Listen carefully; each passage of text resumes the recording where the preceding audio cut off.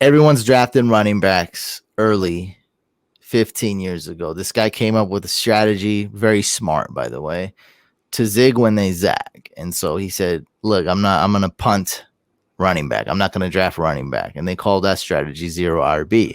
When everyone took a RB, he had the best quarterback, he had the best wide receiver, and the best tight end.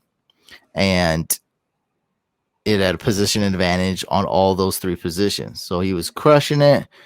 For running back, he would have to wait till round 5-6 to draft them. So that's how this strategy started. Now, talking about right now, a lot of leagues are 3 wide receiver. Let's just say 1 quarterback just to simplify things. It doesn't really matter, but just to get the numbers straight. So 1 quarterback, 3 wide receiver league. Okay, 2 running backs. Okay. So now, in short, I'd say it's dumb to do zero RB, and it's quite unnecessary. But there's a new strategy, and look, this is all theory. It could definitely be wrong, but it's something to consider. It's a good thought to consider, and it should help you with your draft. So Zero RB Lite is what I like to call it. Let's say you got a top 5 pick. With that top 5 pick, draft a running back. So draft Dalvin Cook, draft C-Mac, draft Saquon, draft Kamara, and of course, my top 3 guy in all formats, Derrick Henry. Draft one of those guys. You got your running back. A Zero RB Lite means wait for a while and don't draft a running back. Now, let's say you got C-Mac. Go get Chuba Hubbard in round 12, 11. Let's say you got Dalvin Cook. Go get Alexander Madison, round 10, round 11, round 12. Latavius Murray. Latavius Murray, perfect. Yeah, not everyone has a great, those are the 3 actually that I'll stop with those 3. Go grab those guys and you're set. You don't need the handcuff, but I'm just bear with me here. I'm just giving you an example. So your RB1 is set for life. You can't go wrong with RB1, right? If you got Kamara and Latavius, like you got yourself an RB1.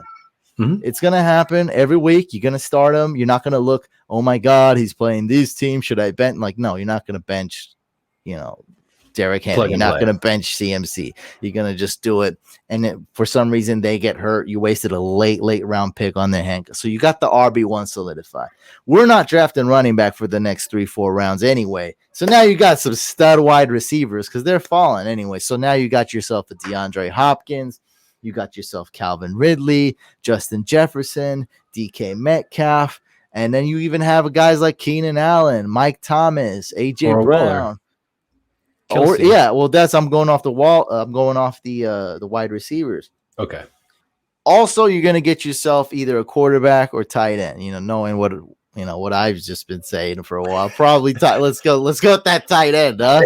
Let's do it first, at least. Yeah, let's go get that tight end. Yeah, but Mahomes falls around 4. Let's get him. Hello. But let's get ourselves a Waller. Let's get ourselves a Kittle. So now we got position advantage. So wide receiver 1, I'm killing you. Wide receiver 2, I'm killing you. RB1, I'm killing you. QB/tight end, I'm killing you. So we got about 4 or 5 positions where I'm destroying every single matchup, like way beyond the average, score. RB2, I'm punting. But guess what? You can still find a ton of top 24 running backs late. Mike Davis, Michael Carter, Javonte Williams. Okay, maybe in your league they're not falling. I'm just naming some names here, though. Some leagues they are falling. That's no, I can't. Year. I hate him. Don't do it. Every Bills running back will lead to depression. Don't do it. Trust me. I want it this year. Come on. Don't do Zach Moss. That's a false idol. Don't worship that one. Don't listen to me, guys. Don't do it. Yeah, don't. Zach Moss is going way too early. But hey, Devin Singletary in round 12. Why not? There's just so many. There's so many. Damian Harris is another one. Definitely could be going round 8. So there's a lot of them, and don't get stuck on the names. I'm just saying, like, you can get a decent RB2, and we're not trying to even do that. We don't care. We're letting them fall. Yes, I'm just saying it's facts. Round 6 through 8, even round 10, even on waivers. not just including like, you know, a guy gets hurt and you pick up a guy. Like guys sometimes emerge. James Robinson emerged. He was free agent waivers. Philip Lindsay, free agent waivers. Guys emerge too. And it's look, you know, just because I'm trying to prove a point, I will argue against me. Those guys are hard to get for sure. Like it's, you know, you got a 1 out of 12 chance to get that guy. You got to spot him. You got to put in a claim. You got to get him. Now, Damian Harris is going round 6s. Okay. I mean, that's what I'm saying. Don't get hung up on the names. What up, in every league is going different, right? Like I said, Michael Carter's going round 8. We drafted him round 6 in the Throne League. So it's, you know, I'm just naming any names. My point with that is, even though, yeah, you can miss, is that in round 6, round 8, much later as well, you can find top 24 RBs. It's statistically proven. It happens a lot. So you can find those guys. And we know, like I said, we're punting that position anyways, but I'm saying like, hey, there's a good chance you'll still be able to get an RB2. Your RB depth is not going to be good. It's not. And that's fine. We're punting that. So I think in this modern age, I think the 1 RB, which I'm calling RB Lite, is a good, valid strategy, especially in a 3 wide receiver league. If you're in a PPR 3 wide receiver league, I get my 3 in here. 3 wide receiver league, PPR, that means you want to start 4 wide receivers because you're usually a flex as well. Right, for sure. So flex, full PPR. Who's scoring more points, Drew? RBs or wide receivers? Wide receivers. Yes, correct answer. Wide receivers score more points than RBs.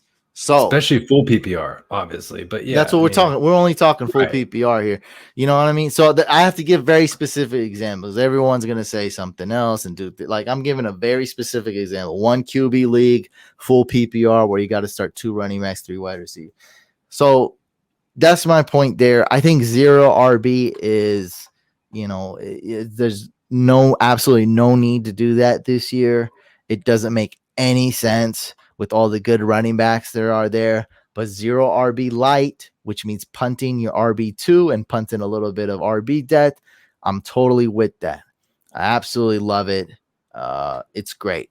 Drew, your thoughts on 0 RB and my new RB Lite thing? I mean, I definitely think you should coin the term. Let's copyright that, you know. But no, seriously, it's a great strategy, especially with the passing heavy attacks for most teams in the league at this point. I mean, you guys got quarterbacks throwing it 30, 40 times a game on average. So it's just a matter of fact that the wide receivers are going to score more points and the tight ends are becoming way more athletic.